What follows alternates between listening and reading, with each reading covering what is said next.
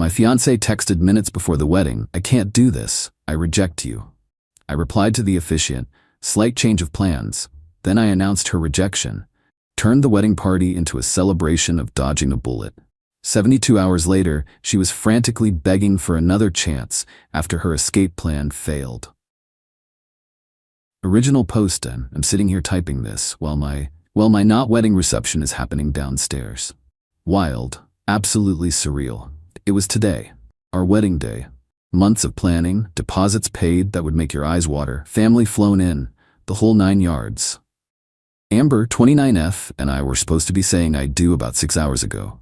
5 minutes before I was supposed to walk out, standing there in my tux feeling nervous but excited, my phone buzzed. It was Amber. My heart did a little flip, thinking it was some cute pre-wedding message. "Nope, Amber, Vincent, I'm so sorry, I can't do this. I reject you." That was it. I reject you. Like some kind of medieval royal drama. I stared at the screen. Read it again and again. The world kinda tilted, rejected. 5 minutes before go time, my first thought, oddly, practicality. All these people waiting, the venue booked, the open bar. My best man Brian came over, looking worried. "Vincent, you okay, man? Time to go." I showed him the phone. His jaw dropped. No freaking way. Something inside me just clicked, shifted from shock to this weird, cold calm. The hurt was there, massive, like a boulder in my gut, but the surface went smooth as ice. I found the officiant, a kindly older gentleman looking confused by the delay. "Slight change of plans," I said, my voice steady. Too steady, maybe. Then I walked out. Alone. Stood where we were supposed to stand together. The guests looked puzzled, then concerned. Whispers started. Took the mic, cleared my throat. "Welcome everyone," I started. The room went silent. "There's been a development. About 5 minutes ago, I received a text message from Amber." I paused, looked around at the sea of faces. My family, her family, our friends. It said, and I quote, "Vincent, I'm so sorry. I can't do this. I reject you." Gasps, a couple of horrified cries from her side of the aisle. My mom looked like she was going to faint. "So," I continued, keeping my voice even, "it appears there will be no wedding today. Amber has made her choice." Another pause. Let it sink in. "However," I raised my voice slightly, "everything is paid for. The bar is open, the food is ready, and the band is here. So tonight isn't a wedding reception. It's a celebration. A celebration of honesty, even when it's brutal. A celebration of dodging a bullet, and a celebration of support from friends and family." I raised my water glass, didn't trust myself with champagne yet. "So please, eat, drink, enjoy yourselves. Let's have a party anyway. To dodging bullets." Absolute stunned silence for about 5 seconds. Then Brian started clapping. My family joined in. Slowly, hesitantly, others did too. Some of Amber's family looked horrified, angry even. Her parents and sister Danielle practically ran out. A few guests awkwardly made their excuses, maybe 30% peeled off quickly. But the rest stayed. And downstairs, it's a party. Sort of. A really, really weird gathering happening now, 6 hours later. The band is playing something upbeat, but the mood is bizarre. People are drinking, a lot. Some are trying to dance, others are just standing in clumps looking shell-shocked or talking quietly. My dad gave me a hug that almost broke my ribs. Whispered, "Her loss, son. Huge loss." It took a while for any semblance of a celebration vibe to emerge. Mostly fueled by my close friends trying to keep my spirits up, the open bar, and maybe sheer disbelief. I'm up here just trying to process. The cost, God, the cost. Venue, catering for 150, flowers, attire, the non-refundable prepaid honeymoon package, easily upwards of $60 sunk into this, mostly by me and my parents. Gone. Poof. Haven't heard a peep from her since the text. No calls, nothing. How she physically got from the bridal suite, presumably mid-preparation, to wherever Jordan was waiting, I have no idea, and honestly I don't care. Doesn't matter now. The text was the kill shot, so yeah. Currently hosting the most expensive, awkward, dodged a bullet gathering ever. Send booze, or maybe coffee, IDK. Update 1. Hey Reddit, been a week since the rejection text. Thanks for all the comments and messages, seriously helped reading through them during the weird aftermath. So, the party/gathering thing. It actually turned into something memorable in a strange way. After the initial shock and awkwardness, the people who stayed leaned into the dodging a bullet theme. My friends were amazing, kept me surrounded, made sure I wasn't just wallowing. Lots of toasts, some angrier than others. Ended up being a massive release, I think. Weirdly cathartic by the end of the night. The cleanup was less fun, dealing with vendors, explaining why the bride, wasn't present. Most were sympathetic, especially once the story got around. Small town effect. Kinda. Still out that sickening amount of non-refundable cash. We're trying to return gifts where possible, especially from her side. Anything else? Probably donating. The honeymoon suite at the hotel? Slept in it alone. That was grim. Now, for the update you're probably waiting for. Amber. Silence for the first 72 hours, absolute zero. Then, Tuesday night, my phone blew up. Missed calls, voicemails, frantic texts. I made a mistake, a terrible, terrible mistake. We need to talk. It wasn't what it looked like. Please, Vincent. I love you. Yeah, so it turns out her grand escape plan didn't quite pan out. Pieced it together from a couple of mutual acquaintances who were horrified on my behalf. Apparently, Amber wasn't just getting cold feet, she was leaving for someone. Guy named Jordan. Older, flashy car, promised her the world, apparently. The plan was, she ditches the wedding, meets up with him, and they drive off into the sunset to start some amazing new life he had all set up. Except, Jordan's flash was all smoke and mirrors. The amazing new life involved him expecting her to bankroll things once her rich husband, aka me, was secured and presumably paying hefty guilt money or alimony down the line. When it became clear there was no rich husband, only an abruptly canceled wedding and a very pissed-off groom, Jordan reportedly lost interest fast. Ditched her at a gas station somewhere 3 states away by Wednesday morning, according to one source. Brutal.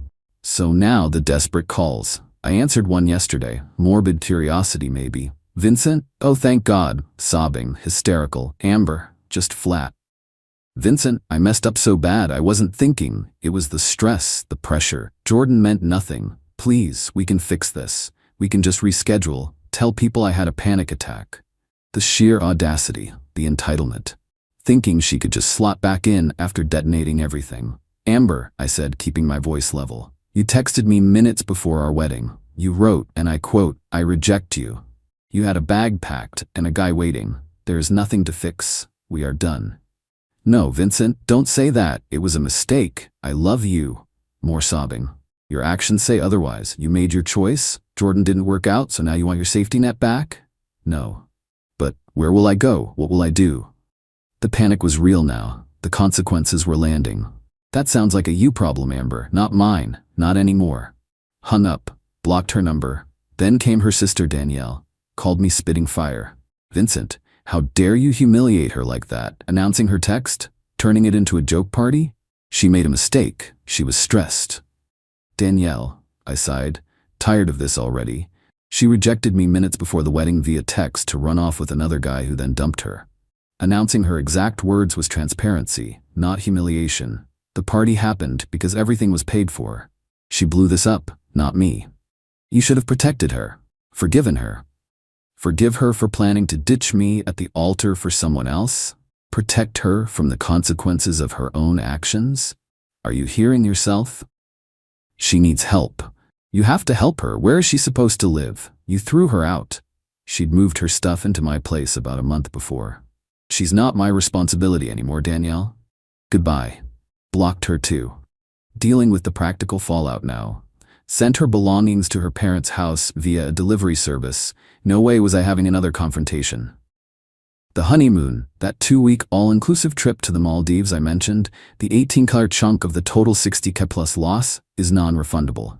Called the agency. Apparently, I can change the name of the second guest or get travel credit.